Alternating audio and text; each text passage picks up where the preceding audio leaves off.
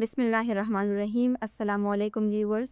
आज पाकिस्तान पिलर 2 का section number 4 है।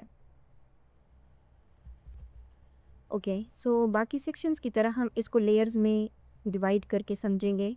सबसे पहले हम इस सेक्शन का जो टाइटल है, ये जो बोल्ड में लिखा हुआ है, extension of code to extraterritorial offences. ये सेक्शन, ये जो टाइटल है, ये क्या बताता है? इस टाइटल का मतलब है कि यानी ये जो सेक्शन है, सेक्शन नंबर 4, ये पीपीसी की रीच को पाकिस्तान की जो फिज़िकल बाउंड्री है उससे क्या करता है, बाहर ले जाता है। यहाँ मेंशन है एक्स्ट्रा टेरिटोरियल ऑफेंसेस, ठीक है। टेरिटरी मीन्स पाकिस्तान की jurisdiction and extra territorial means Pakistan की जो बाउंड्रीज हैं उसको जो फिज़िकल बाउंड्रीज हैं उससे वो बाहर ले जाता है। आपने सुना होगा कि कानून के हाथ जो है वो लंबे होते हैं। तो ये जो सेक्शन नंबर 4 है, ये असल में कानून के उन लंबे हाथों की को रिप्रेजेंट करता है। नॉर्मली जो क्रिमिनल लॉ है उसका बेसिक रूल होता है कि जहाँ क्राइम होता है वहीं का ना अप्लाई होता है, जिसको हमने कल सेक्शन नंबर 3 में एक कंसेप्ट, एक प्रिंसिपल पढ़ा था, लिगस लोकाए का, यानी law of the land where the offence occurs. यानी ये जो प्रिंसिपल है ये कहता है कि जिस टेरिटरी में, जिस स्टेट में ऑफेंस कमिट होगा वही का लॉ अप्लाई होगा। लेकिन जो सेक्शन नंबर 4 है ये इस प्रिंसिपल का क्या है, एक्सटेंशन है या एक्सेप्शन है, ठीक है। ये जो सेक्शन है ये बताता है कि स्टेट कहती है मैं अपनी जो कुछ लोगों और सिचुएशंस पर जो मेरा कंट्रोल है वो बाहर भी एक्सटेंड करता हूँ, ठीक है। ये कौन कहता है? ये स्टेट कहता है, ठीक है। कहाँ पर? यानी सेक्शन नंबर 4 के अकॉर्डिंग। अब जो इसका टेक्स्ट है तो इसको हम डिवाइड करते हैं, ओके। तो इसका जो टेक्स्ट है ये कहता है कि the provisions of this code, यानी जो पीपीसी के प्रोविजंस हैं, apply also to any offence committed by, okay. यहाँ पे अगर हम देखें, यहाँ लिखा हुआ है आल्सो, ठीक है। इसका ये मतलब है कि सेक्शन नंबर 3 में हमने जो कंडीशन पढ़ी थी कि सेक्शन नंबर 3 ये कह रहा था कि कोई भी शख्स, एनी पर्सन, अगर वो पाकिस्तान से बाहर जो है वो क्राइम कमिट करता है तो वो लायबल होगा तब जब पाकिस्तान का कोई और लॉ जो है वो ये अलाउ करें कि उस शख्स का ट्रायल पाकिस्तान में होगा, तो उस शख्स को जो पनिशमेंट होगी वो किसी के अंडर दी जाएगी। ये सेक्शन 3 था। अब ये जो सेक्शन नंबर 4 है, यहाँ पे जो आल्सो लिखा हुआ है, इसका ये मतलब है कि ये एक्सटेंशन है किसके लिए, कुछ और कंडीशंस के लिए। यानी पीपीसी जो है, एक तो सेक्शन 3 के अकॉर्डिंग वो अप्लाई हो सकता था, अब पीपीसी ये कोड मज़ीद बता रहे हैं कि प्रोविजंस मज़ीद कहाँ पर अप्लाई हो सकता है। तो the provisions of this code apply also to any offence committed by, okay, यहाँ तक हम देख लेते हैं। To any offence committed by number 1। अब ये बहुत इंपॉर्टेंट है, ठीक है। इनको हम देखते हैं कि इसमें क्या कहता है। नंबर 1 क्या है कि any citizen of Pakistan or any person in the service of Pakistan in any place without and beyond Pakistan, okay.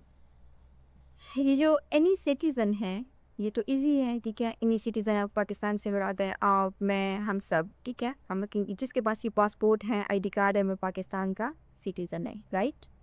तो कोई भी शख्स जो पाकिस्तान का सिटीज़न है, एंड सेकेंडली, और any person in the service of Pakistan, कोई भी शख्स जो पाकिस्तान के सर्विसेज में हो, ठीक है, जो पाकिस्तान के जो यानी पाकिस्तान में जॉब करता हो, ठीक है। अब हम वो आके देखेंगे कि सर्विसेज से क्या मुराद है। अब यहाँ पर जो एनी पर्सन है ये सेक्शन 2 एंड सेक्शन 3 वाला पर्सन नहीं है, ठीक है। यहाँ पे जो पर्सन है इसका क्या मतलब है, यानी कोई individual, right. in any place without and beyond Pakistan, okay. इसका मतलब ये है कि दो कैटेगरीज डायरेक्टली कवर होती हैं। ये जो फर्स्ट हम क्लास पढ़ रहे हैं, ठीक है। हमने इंट्रोडक्टरी लेक्चर में एक वीडियो बनाई थी पाकिस्तान पिनल कोड के स्ट्रक्चर में। उसमें हमने इन चीज़ों को कवर किया था कि पाकिस्तान पिनल कोड में क्लॉजेस हैं, ठीक है, कि ये क्या है, ये क्लॉजेस हैं, ठीक है, ये रिपीट हो चुकी हैं। और उसमें हमने ये भी जिक्र किया था इलस्ट्रेशंस का, एक्सप्लेनेशन का, ये हमने स्ट्रक्चर में सारी पढ़ी हुई है, ठीक है। ओके, तो अब जब हम क्लास 1 को देख रहे हैं तो क्लास 1 का मतलब ये है कि ये 2 कैटेगरीज को डायरेक्टली कवर करता है। पहली क्या चीज़, सिटीज़न ऑफ पाकिस्तान, ठीक है। और दूसरी क्या है, वो लोग जो पाकिस्तान के सर्विसेज में हैं। अब पाकिस्तान की सर्विसेज में तो फॉरेनर भी आ सकते हैं, ठीक है, जैसे डिप्लोमेटिक स्टाफ हो गए या गवर्नमेंट के एम्प्लॉय हो गए, ठीक है, या टेक्नीशियंस वगैरह हो गए जो एम्बेसीज वगैरह में काम करते हैं, ठीक है। तो इसमें डिफरेंट किस्म के लोग आते हैं। ओके, तो जो एनी पर्सन है, हमने अभी कहा कि ये सेक्शन 3 वाला एनी पर्सन नहीं है, ठीक है, क्योंकि सेक्शन 3 में एनी पर्सन का मतलब ब्रॉडर था। उसमें सिटीजन्स भी आते थे, उसमें फॉरेनर्स भी आते थे, उसमें क्या कहते हैं, इंस्टीट्यूशंस भी आते थे, ठीक है। तो ये सेक्शन 3 का जो एनी पर्सन का कंसेप्ट था वो ब्रॉडर था, लेकिन यहाँ पे लेकिन कंडीशनल भी था, ठीक है। जबकि जो सेक्शन 4 है, इसमें यहाँ पर जो एनी पर्सन है, इसका जो लिंक है वो क्या है, ये डायरेक्ट एप्लीकेशन है। ओके, अब जो ये क्लॉजेस हैं क्लॉज 2 एंड 3 ये रिपीट हो चुके हैं, तो हम आते हैं क्लॉज 4 पर, ठीक है। क्लॉज 4 हमें क्या बताता है कि any person, again any person, ठीक है, ऑन एनी शिप और aircraft registered in Pakistan wherever it may be. ये बहुत इम्पॉर्टेंट है, ठीक है। यहाँ पे अक्सर लोग कंफ्यूज हो जाते हैं कि इसका क्या मतलब है। ओके, तो इसका मतलब है कि ओके, अब यहाँ पर जो एनी पर्सन है, ये अगेन सेक्शन 3 और सेक्शन 2 वाला एनी पर्सन है, ठीक है। पर्सन, जो वो पर्सन जो लॉ के जो लीगल जिसकी डिफिनेशंस हैं, जिसमें नेचुरल और आर्टिफिशियल पर्सन आते हैं, ठीक है। Any person on any ship और एयरक्राफ्ट, यानी कोई भी शख्स, चाहे वो पाकिस्तानी सिटीजन्स हो या चाहे वो फॉरेनर हो, अगर वो शिप पर है या वो एयरक्राफ्ट पर है। कौन सी शिप और एयरक्राफ्ट, यहाँ पर जो चीज़ समझनी ज़रूरी है वो ये है कि वो शिप और वो एयरक्राफ्ट जो पाकिस्तान में रजिस्टर हो, ठीक है। कहाँ पर रजिस्टर हो, पाकिस्तान में रजिस्टर हो, और wherever it may be, चाहे वो जहाँ भी हो। देखें, जब हम शिप की बात करते हैं तो इसको आप समझ लें कि ये एक फ्लोटिंग टेरिटरी है, ठीक है। और अगर हम एयरक्राफ्ट की बात करें तो इसको आप फ्लाइंग टेरिटरी समझ लें, ठीक है। क्योंकि अगर शिप की अगर हम एग्ज़ाम्पल लेते हैं तो जो समंदर है उसमें ये है कि हर कंट्री, कुछ कंट्रीज़ ऐसे हैं जिनके साथ समंदर अटैच नहीं है, राइट, और कुछ कंट्रीज़ ऐसे हैं जिनके साथ समंदर अटैच है। तो जिन कंट्रीज़ के साथ समंदर अटैच होता है 12 नॉटिकल माइल तक वो उस कंट्री के एरिया में आता है, ठीक है, टेरिटरी में आता है। और फिर उसके बाद जो पानी शुरू होता है उसको हाई सी या इंटरनेशनल वाटर कहा जाता है। तो अगर ये 12 नॉटिकल नाइल के अंदर है तो वो तो पाकिस्तान की टेरिटरी ही कंसिडर होगी, राइट। लेकिन अगर वो हाई सी में है तो फिर अगर शिप जो है वो पाकिस्तानी रजिस्टर्ड है, यानी इस पे पाकिस्तान का फ्लैग लगा हुआ है, तो इसको क्या कंसिडर किया जाता है, फ्लोटिंग टेरिटरी, ठीक है। यानी ये जो लॉ है, ये अपने साथ, ये जो शिप है, ये पाकिस्तान का जो लॉ है अपने साथ लेके जा रहा है, ठीक है। और सेम यही जो कंसेप्ट हैं, इसको अगर हम एयरक्राफ्ट पे अप्लाई करें तो जो भी मुल्क होता है उसकी जो फ़िज़ा होती हैं ऊपर, वो उसी मुल्क की टेरिटरी कंसिडर की जाती है, एयर स्पेस कंसिडर की जाती है। लेकिन अब ऐसी भी तो जगह है ना दुनिया में जो जहाँ पे अगर हम नीचे देखें तो कोई कोई मुल्क आबाद नहीं है वहाँ पर, ठीक है। तो ऐसे एरियाज़ जहाँ पे जो जो तो जहाँ पे कोई कंट्री नहीं होता, तो वो जो एयर स्पेस होता है उसको क्या कहते हैं, यानी वो इंटरनेशनल एयर स्पेस कंसिडर किया जाता है, यानी सबका, ठीक है, वहाँ पर किसी का स्पेसिफिक लॉ नहीं लागू होता।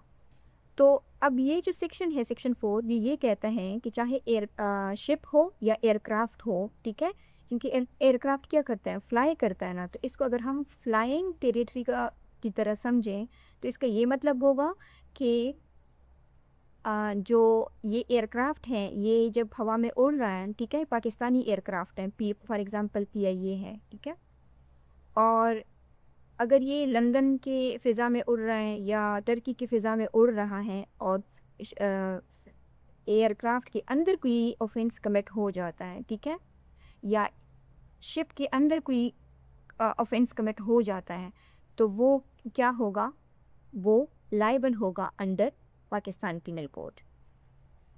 ओके, और इस कंसेप्ट को क्या कहते हैं, इस कंसेप्ट को कहते हैं फ्लैग जुरिस्डिक्शन, यानी जो अगर एयरक्राफ्ट हैं या शिप हैं तो जिस मुल्क में वो रजिस्टर होते हैं उनका फ्लैग लगा होता है, तो वो उसकी जुरिस्डिक्शन कंसिडर होगी, चाहे वो किसी और कंट्री का हो तो वो उस कंट्री का लॉ उस पर अप्लाई होगा, ठीक है, अगर वो पाकिस्तान में रजिस्टर्ड है, ठीक है, तो उन पर पाकिस्तान का लॉ अप्लाई होगा। ओके, अब हम आते हैं एक्सप्लेनेशन की तरफ। एक्सप्लेनेशन क्या कहती है, एक्सप्लेनेशन ये कहती है कि in this section, in which section, in section number 4, the word offence, यानी यहाँ पर यूज़ हुए हैं वर्ड ऑफेंस, ठीक है, और से तो एनी ऑफेंस, ये जो वर्ड है ऑफेंस, ठीक है, कहते हैं कि इसका मतलब क्या है, इसका स्कोप क्या है। सो ये जो ऑफेंस है इसमें शामिल होंगे includes any act committed outside Pakistan, यानी जो पाकिस्तान के आउटसाइड कमिट किया जाएगा, क्या, which if committed in Pakistan would be punishable under this code. तो इस ऑफेंस में वो तमाम ऑफेंसेस, तमाम एक्ट आ जाते हैं जो कि PPC में ऑफेंसेस है, PPC के अंडर ऑफेंसेस है। अब यहाँ में इंटरेस्टिंग सिनारियो है, मिसाल के तौर पर एक शख्स है जो कि क्या करता है कि किसी दूसरे मुल्क में ऑफेंस कमिट करता है, अगर वो उस कंट्री के लॉ के मुताबिक ऑफेंस नहीं है, क्या है, नो ऑफेंस, कोई पाकिस्तानी किसी दूसरे मुल्क में एक ऑफेंस कमिट करता है जो उस कंट्री में ऑफेंस नहीं है। इसकी अगर हम एग्ज़ाम्पल ले लें तो हम ऐसे ले सकते हैं कि मिसाल के तौर पे गैम्बलिंग हो गए, ठीक है, और उसके अलावा सेम सेक्स रिलेशन है, ठीक है, इसके अलावा ब्लास्फेमी है, क्योंकि उन कंट्रीज़ में अगर हम यूरोप में देखें या बाकी कंट्रीज़ में देखें जो मुस्लिम नहीं है तो ये अंडर फ्री स्पीच आता है, ठीक है, फ्रीडम ऑफ एक्सप्रेशन में इस अकाउंट होता है। और इसी तरह जो अल्कोहल का कंजम्पशन है या रिबा है, ठीक है, तो ये क्या है, ये उन कंट्रीज़ में तो क्राइम, नो क्राइम है, ये क्राइम नहीं है उन कंट्रीज़ में, ठीक है, और लेकिन ये जितनी भी चीज़ें हमने यहाँ पे एग्ज़ाम्पल कोट की ये PPC के अंदर क्या है, ये क्राइम है। तो ये जो एक्सप्लेनेशन है ये कहता है कि अगर कोई ऐसा ऑफेंस है, यानी ऑफेंस में वो तमाम चीज़ें आएंगी जो अगर किसी जहाँ पर कमिट की जाती हैं किसी और टेरिटरी में, अगर वहाँ पर वो ऑफेंसेस नहीं भी हैं, लेकिन अगर वो PPC में ऑफेंस काउंट होता है तो तब भी ये जो सेक्शन नंबर 4 है ये क्या है, ये उस पर अप्लाई हो सकता है। ओके, अब जाते हैं इलस्ट्रेशन की तरफ। इलस्ट्रेशन क्या कहता है, ओके, इलस्ट्रेशन में जाने से पहले एक चीज़ जो मुझे याद आई वो ये है कि स्ट्रक्चर जब हम पढ़ रहे थे तो उसमें हमने ये देखा था कि जो क्लॉजेस होते हैं उनका क्या काम होता है और ये कब लॉ में दिए जाते हैं, क्योंकि हर एक सेक्शन में तो क्लॉजेस नहीं होते। हमने ऊपर जितने भी सेक्शन 3, 2 पढ़े उनमें तो क्लॉजेस नहीं थे, राइट। सेक्शन 4 में यहाँ पर क्लॉजेस है। तो क्लॉजेस तब यूज़ होते हैं जब कंडीशन, जब एक सेक्शन के अंदर डिफरेंट कंडीशंस को बयान करना होता है, राइट। और जो एक्सप्लेनेशन होती हैं वो किसी भी सेक्शन में तब दी जाती हैं जब एम्बिग्विटी को दूर करना हो। अब देखें, यहाँ पे अगर ये एक्सप्लेनेशन इस सेक्शन में ना दी होती तो फिर हम क्या करते कि मिसाल के तौर पर अगर हम अब्रॉड जाते वहाँ पे हम ये जो एक्शंस हैं ये हम करते, राइट। तो इसके अकॉर्डिंग तो हम ये नहीं समझते ना कि जिस जिस मुल्क में हम होते और अगर वहाँ पे ऑफेंस ना होता तो हम इसको ओपन नहीं कर सकते थे, हम इसको क्राइम कंसिडर ना करते, राइट। तो अगर ये जो एक्सप्लेनेशन है ये यहाँ पे ना होती तो फिर ये एम्बिग्विटी क्रिएट करती। तो जो लॉ में एक्सप्लेनेशन होती है किसी भी सेक्शन में, ये इसका क्या काम होता है कि ये एम्बिग्विटी को दूर करता है, ठीक है। और फिर जब हम स्ट्रक्चर में इलस्ट्रेशंस को पढ़ रहे थे तो उसमें हमने ये देखा था कि इलस्ट्रेशन का जो काम है वो ये होता है कि इलस्ट्रेशन क्या करती है कि वैसे जो लॉ है, राइट, यानी जो सेक्शंस हैं वो क्या है, वो एक यानी ड्राई प्रिंसिपल्स होते हैं, ठीक है, ड्राई स्टेटमेंट होती हैं एक किस्म की। लेकिन इलस्ट्रेशन क्या करती हैं कि वो उनको करेक्टर में डाल के वो क्या करती हैं, उसको ज़िंदा कर देती हैं, ठीक है। यानी ये सिर्फ वर्ड्स हैं एक किस्म के, लेकिन जब आप इसको रियल एग्जाम्पल के साथ मैच करते हैं, कनेक्ट करते हैं, तो ये जो सेक्शन है ये ऑटोमेटिकली इसकी मिसाल ऐसी होगी कि ये ज़िंदा हो गया, ठीक है, क्योंकि प्रैक्टिकली आपको पॉसिबल लगता है। ओके, तो जो इलस्ट्रेशन है, इलस्ट्रेशन क्या क्या करती हैं, एक ये जो इलस्ट्रेशन नंबर ए है ये कहती हैं कि ए से मुराद यहाँ पे यानी कि पर्सन, जिससे आप ले लें मिसाल के तौर पर अब्दुल अली, ठीक है, कोई भी आप नाम ले सकते हैं, जाहिद। ए कौन है, अब पाकिस्तानी सब्जेक्ट है, कौन है, पाकिस्तानी सब्जेक्ट है, यानी एक पाकिस्तानी सिटीज़न है। वो क्या करता है, कमिट मर्डर इन युगांडा, वो क्या करता है, युगांडा में एक मर्डर कमिट करता है, तो he can be tried and convicted of murder in any place in Pakistan in which he may be found। अब कोई भी शख्स है, अगर वो मिसाल के तौर पर एक बंदा है, उसका ए से नाम आता है, वो युगांडा में जाता है, वहाँ पे वो क्या करता है, मर्डर कमिट करता है, तो पीपीसी ये कहता है, पीपीसी का कौन सा सेक्शन कहता है, सेक्शन नंबर 4 कहता है कि अगर आप युगांडा में जाकर भी किसी को कत्ल कर देते हो तो आपको ट्रायल भी किया जा सकता है और कन्विक्ट किया जा सकता है उसी मर्डर के लिए जो आपने पाकिस्तान की टेरिटरी से बाहर किया है। कब किया जा सकता है, in any place in Pakistan, जब आप पाकिस्तान में मौजूद होंगे, विच ही मे बी फाउंड। अगर आप पाकिस्तान आ जाते हैं तो इस सूरत में आपको क्या होगा, पीपीसी के अंडर चार्ज किया, यानी पनिशमेंट जो होगी आफ्टर ट्रायल वो क्या होगी, वो पीपीसी के अंडर दी जाएगी, राइट। और एक जो इम्पॉर्टेंट चीज़ है, अच्छा चलें उसको हम बाकी इलस्ट्रेशंस के बाद समझते हैं। ओके, अब जो इलस्ट्रेशन नंबर जो पॉइंट बी है वो क्या कहता है, वो ये कहता है कि सी कौन है, एक फॉरेनर है, क्योंकि इधर हमने बात की है ना ऊपर एनी सिटीज़न, ठीक है, और दूसरा हमने ये बात की है कि or any person in the service of Pakistan, ठीक है, जो any person in the service of Pakistan है वो कौन हो सकता है, वो पाकिस्तानी सिटीजन्स भी हो सकता है, वो कोई फॉरेनर भी हो सकता है, ठीक है। तो सी मिसाल के तौर पर वो एक फॉरेनर है who is in the service of Pakistan, जो पाकिस्तान में सर्व कर रहा है, वो क्या करता है, वो एक मर्डर कमिट करता है, कहाँ पर, लंदन में, क्या, he can be tried and convicted of murder at any place in Pakistan in which he may found।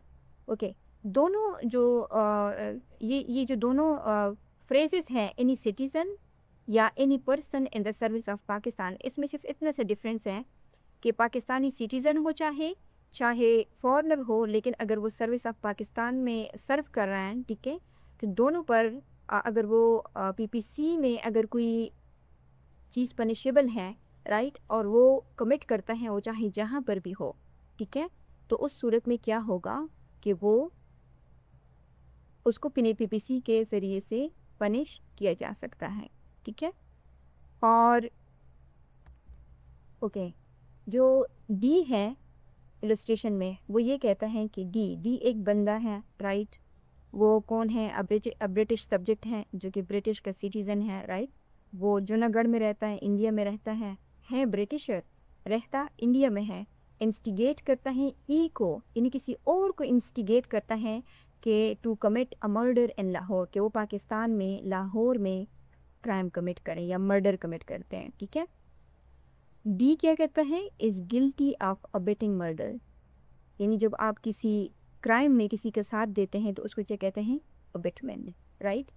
तो इस केस में चूंकि इसने खुद तो नहीं किया, इसने ई को इंस्टिगेट किया है, वो ई कौन हो सकता है, वो ई पाकिस्तान का सिटीजन भी हो सकता है, और वो ई जो है वो कौन हो सकता है, कोई दूसरा फॉरेनर भी हो सकता है। तो अब इन दोनों को तो पनिश मिलेगी ही मिलेगी, राइट, क्योंकि वो पाकिस्तान के अंदर है, राइट।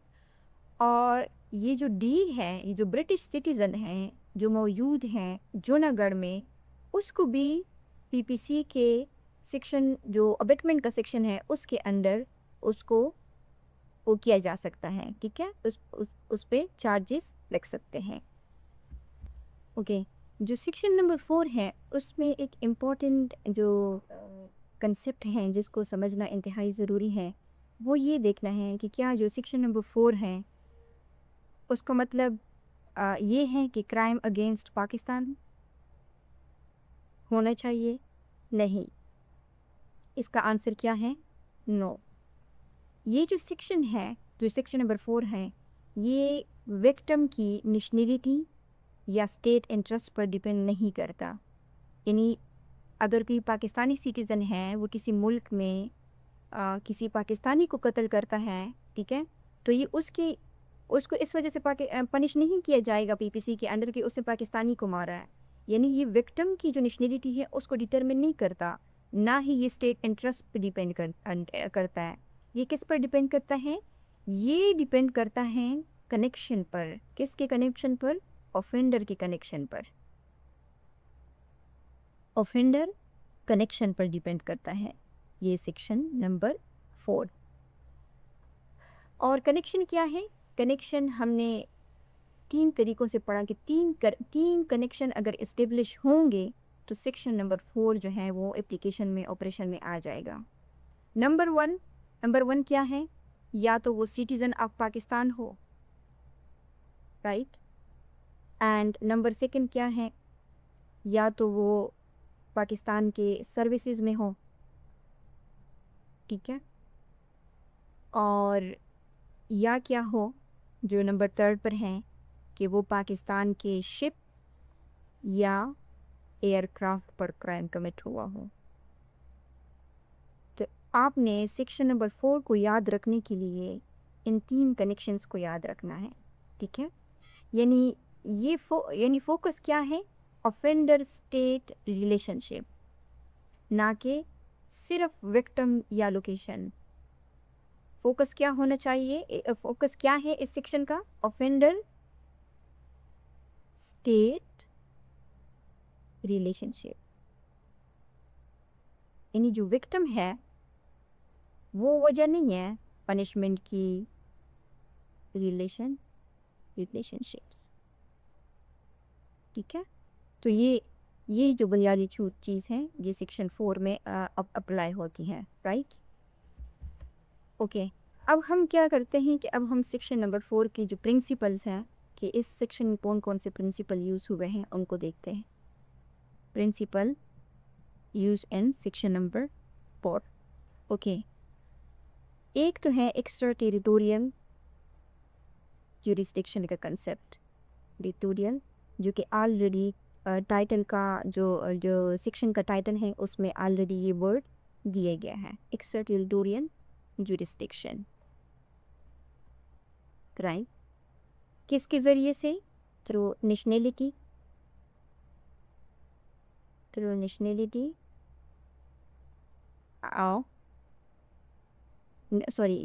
एंड फ्लैग, नेशनलिटी के ज़रिए से कैसे कि वो पाकिस्तान का सिटीजन्स हो, राइट, और दूसरा जो फ्लैग है वो क्या है कि अगर शिप को या एयरक्राफ्ट हो, ठीक है, उन पे अगर पाकिस्तान का फ्लैग लगा होगा यानी पाकिस्तान में रजिस्टर्ड होंगे, तो इस सूरत में भी अगर उन पर कोई क्राइम कमिट होता है तो वो ऐसे कंसिडर की जाएंगी जैसे वो पाकिस्तान में हुए हैं।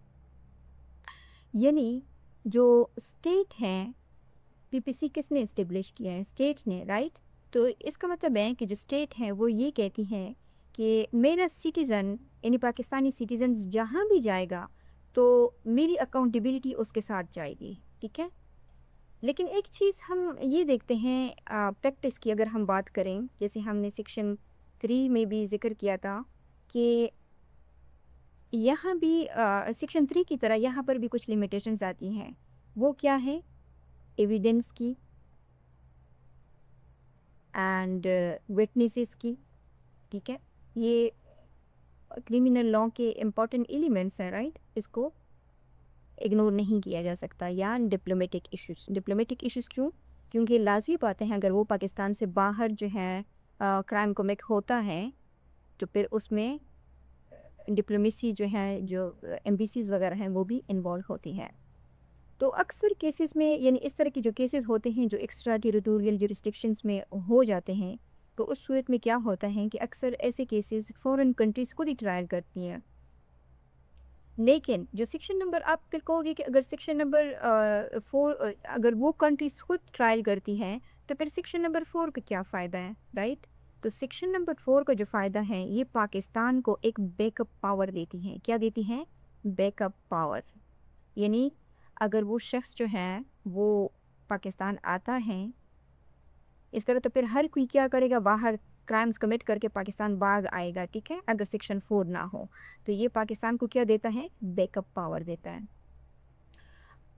अगर हम इसे आसान लफ्ज़ों में समझें तो इसका ये मतलब है कि अगर पाकिस्तानी सिटीज़न या पाकिस्तान की सर्विसेज में कोई भी बंदा अब्रॉड क्राइम करता है या पाकिस्तानी शिप एयरक्राफ्ट पर क्राइम होता है तो पीपीसी ऑटोमेटिकली अप्लाई होती हैं। जबकि सेक्शन 3 में हमने क्या कहा था कि वो एक्सेप्शन है उसमें कि जब तक कोई और लॉ उस पे उसको अलाउ ना करे वो ऑपरेशन में नहीं आ सकती।